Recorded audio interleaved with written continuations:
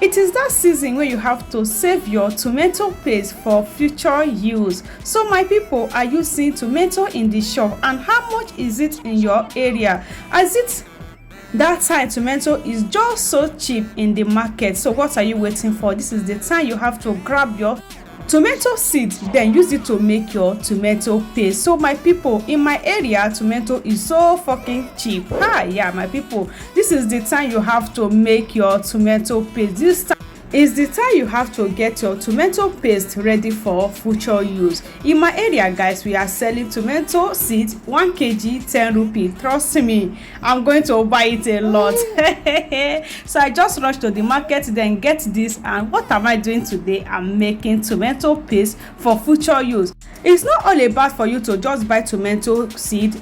How did you save it really matter, guys. So how are you going to get this to save for your future use? So that's what I'm going to be sharing with you today, on how you can make your tomato paste at home. Anytime you think you are going to use this tomato, it's ready to serve you. So that's what you are doing today. All you have to do is to share. Now, my people, this tomato don't hurt me. At this point, this tomato too hot. All I have to do is to turn in a bowl of water so that the tomato will just get cool. After doing that, this is what I have. What I do next is to get rid of the skin. Yes, guys, you don't need this making this tomato paste. If you want this your tomato paste to last as long as you really want, you have to get rid of the seeds.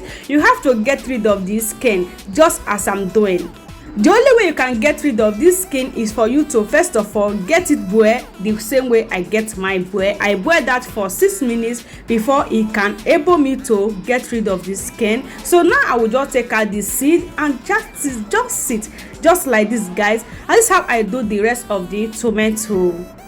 So guys, look at that. So everything is here. All I do now is to blend. I just add that inside a blending cup, then blend that until he have that smooth blend like this. Just take a good look at that. At this point, it blends so amazing. It doesn't finish here, guys. All I still do next is to turn it back inside a cooking pot. I will just blend all of it and turn it back inside this cooking pot, as you can see, just like this, after blending everything. So guys, this is just the best and the easiest way you can always make your tomato paste. So what I do next is to add it back inside the heat. So this is my cooking gas. I will just add in the pot on top of the heat.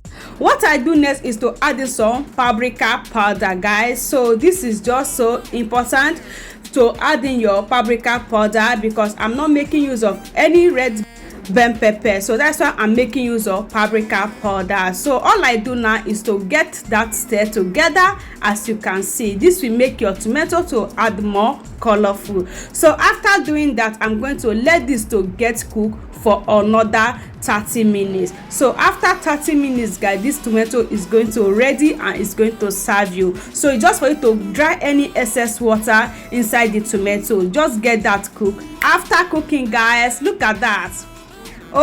So guys, this is just it.